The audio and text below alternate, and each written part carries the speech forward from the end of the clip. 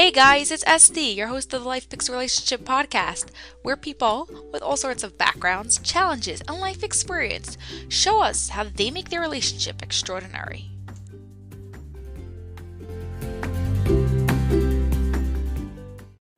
Hey guys, we're here today with Shira Etzion. How are you? I'm great. How are you, Esty? I'm so glad you're here. You want to tell us a bit about yourself and what you do? Sure. I'm a marriage and family therapist. I am also a coach.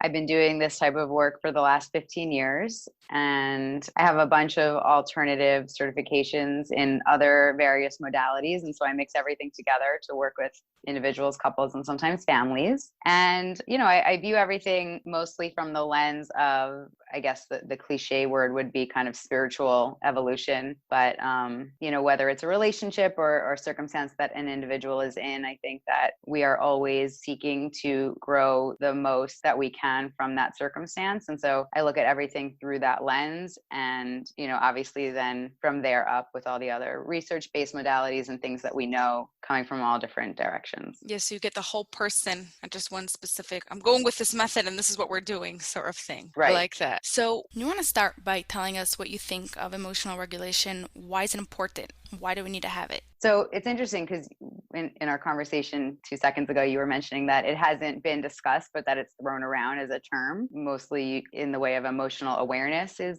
what you said people Both, mentioned? yeah. Mm-hmm. So, there's also been a big movement towards integrating mindfulness in the therapeutic space. And originally that was kind of a separate topic or a separate concept from maybe psychology or therapy. And I'm really happy that they're merging at this point. And then there's a lot of therapeutic modalities that actually embrace mindfulness, like acceptance commitment therapy. And the thing about emotional regulation is, on one hand, it is a gift to the other people around you to be, aware of how you're impacting people and what's going on with you. And that's obviously really important. But to live within yourself, even when you're not in a partnership, and to notice what's going on with you, what are the changes in your body and your physiology and in the sensations without judgment, and then to kind of take a step back and assess, what made this happen, what made this feeling happen, questioning the thoughts you might have in that moment is a way to distance yourself from emotional reactivity that can put you in a space that just doesn't feel so great, even before impacting another person. And I think the way you talked about it was more in terms of relationship.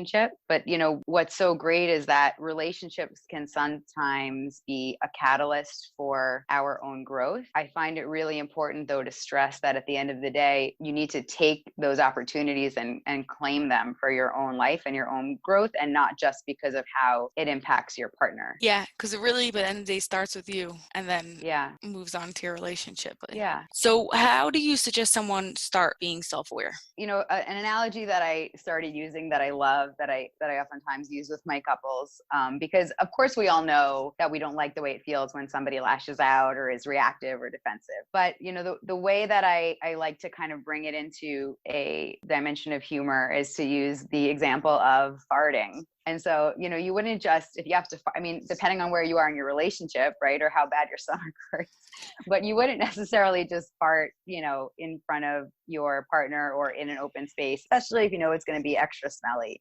You might say, I'm going to the bathroom, or you might just run, or maybe you'll hold it in for a different time. Or if you do, in fact, fart, you might say, like, I'm really sorry I farted, or you might give them a heads up, or you might go get some incense. But it's something that you're aware of, and that it will affect your partner negatively. But you also know that it's a human thing, and it's okay to talk about. And it's more a question of how do you navigate that moment or that impulse or that need. And so it's the same thing when we feel almost like an emotional fart. We don't have to actually fart. We can think about it, notice it, communicate about it, go take a moment, ask for time. And it's not so much about judging or assessing or criticizing or even saying, oh, I need to be self-monitoring right now because it's my fault or my job, or I need to be aware. It's almost taking a moment to say, I'm having a human blip. It may not feel so good, I have a choice to hold off on automatically responding to it. And I can make a choice on the timing, on how it comes out, on when it comes out. And it's not that it's bad or wrong, feelings. It's just a question of, how do we want to negotiate the space we're in? Just like when you're in a space, like I live in New York City, small spaces, how do we want to negotiate, what happens when someone has to fart? I like that example, that analogy. It's a good one.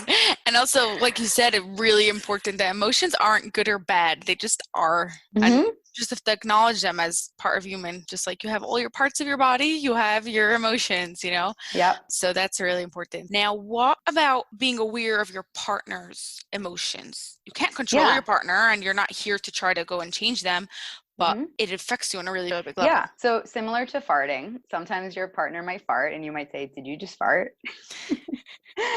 Or you may have some response to it, but you don't automatically just, necessarily fart back or yell at them or do something negative just because they farted, because you have the awareness that this is a human thing. They may have farted because they chose to fart or they couldn't hold it in, but there's many reasons why. They're not a bad person. And so, when you notice your partner being triggered or being defensive, you can say either to yourself or to the other person, like, what's really going on with you right now? Or what's really going on with this person right now? It doesn't seem like a response that's either appropriate or in the same level to whatever the other person perceived as happening. And so it's that same kind of awareness that my partner is experiencing this human thing that I also experience. I know that when we as humans experience those feelings or those reactions, they may or may not be accurate to what's happening. It could be some childhood trauma. It could be some misunderstanding. It could be a fear. Let me take a moment and figure that out. Or even if I see that my partner can't even handle regular conversation in that moment, take a breath, take a break, knowing that if I let that space be there for a bit, that person's nervous system could calm down. My nervous system could calm down. We might see something different in a few minutes. So again, it goes back to really not judging if something's right or wrong. It's just accepting this is how we are. We react, we get triggered, we see different things based on how hypervigilant we're feeling. There could be so many reasons. It's more about understanding that this is a part of what we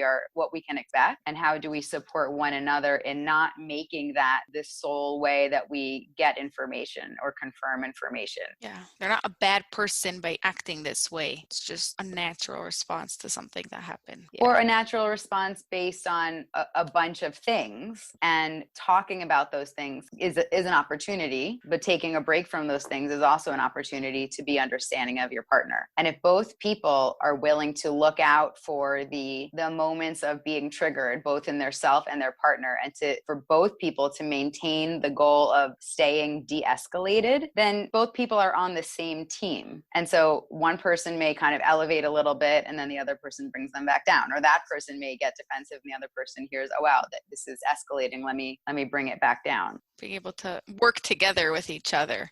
Yeah. So once someone has the awareness of it, of what's going on, how they're feeling, the emotions that are going around them, how could they assess what is appropriate for the moment? One of the things that I think is really important when I work with couples specifically is to remember that you're together possibly forever. The conversation can always be picked up again. Just because it's taking a pause in that moment doesn't mean it's the end of the conversation ever. You can't revisit it. So if it seems like there's an emotional roadblock that you're hitting, it might mean that saying, let's revisit this in an hour, let's revisit this later, or can I think about this? Can we talk about this more later? Versus having to have something be conclusive is a really good way to, even observe yourself and just notice how when you give something time and space, the perception changes. I think sometimes there's this point of view that you have to stop and confront yourself and attack and be like, what am I doing? What triggered me? Where is this coming from? And while that's great work to do, we don't want to add more pressure and,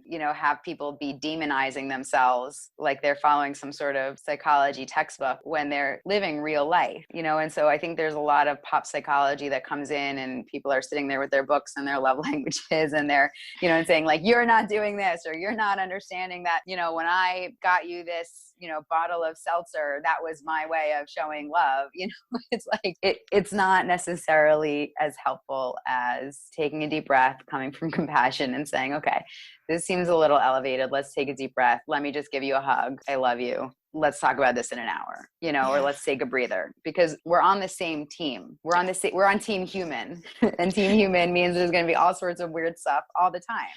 It's really more a question of who do you want to ride that roller coaster with? It's not a question of if there's going to be a roller coaster. Yeah, exactly. Now, do you think most people have emotional regulation, or is that something that people have to learn? I think all of us have moments where we could completely lose it. You know, again, we're human. I think we're very fragile in a way. You know, somebody can be put in solitary confinement and, you know, just really be traumatized and lose it. Like, I don't think anybody is immune to going through any sort of total breakdown where they go back to being 5 years old. That being said, you know, we all have different variables that impact us, and we all have moments where we're surprised by our environment or where we can predict and then like regulate. A lot of that has to do with when you're younger and childhood and attachment, and how you've learned to internalize safety and internalize knowing that an emotion isn't scary. Also observing, living through the entire wave of an emotion, whether that's something that you got from your amazingly lucky, you know, parent who, you know, read some sort of advanced textbook, since this is, you know, relatively new as far as it being mass produced as concepts for parents. Or, you know, if you've had the opportunity to be in therapy and get a sort of reparenting experience where you've really allowed yourself to go through emotion with somebody else present, accepting you and honoring it together, or even just with yourself and your own mindfulness exercises. Yeah,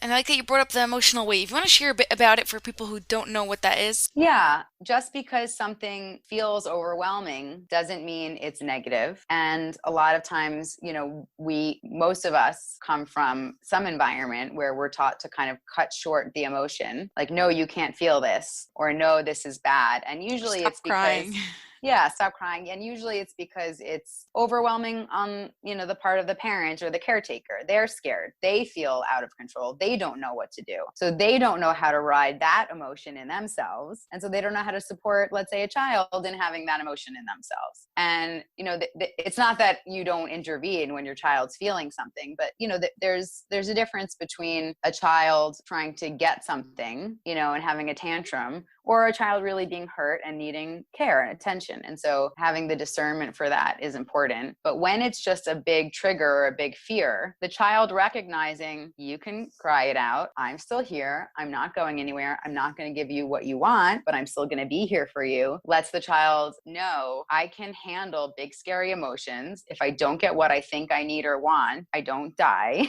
I still have love. Everything's okay. And so it kind of becomes predictable versus a big scary sensation when those things happen. So, you know, all of us learning that, you know, even right now, like I was speaking to a client who's leaving their New York City apartment, you know, because of everything going on. And even though it's the right decision, it still brings up a lot of sadness for that person because they've lived in New York City for so many years. And, you know, there's a lot of positive for them in the city. And, you know, really feeling into that whole thing and mourning that whole loss, even if it's right, is, you know, really important for that person.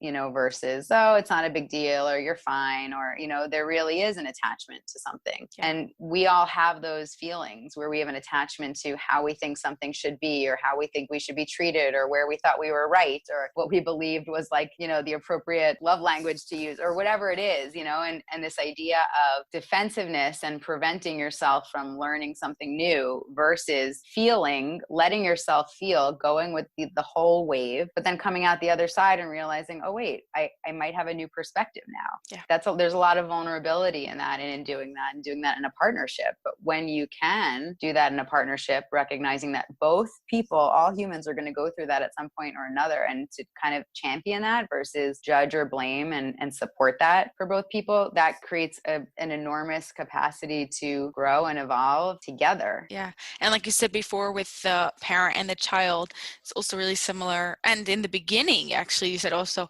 how it starts with yourself. So if you are having a hard time with the emotion, then you're probably going to have a hard time with your partner going through that emotion.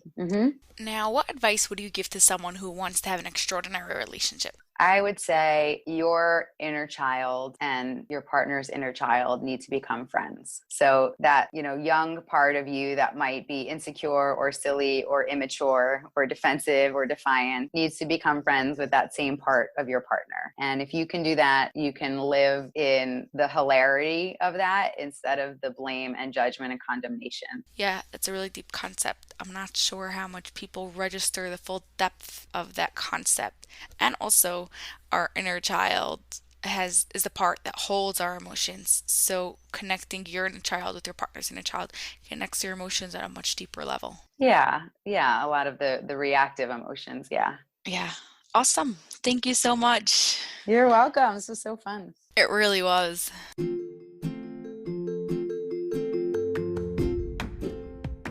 Did you enjoy that episode? Could you do me a personal favor and subscribe and leave a review? It would mean a lot to me.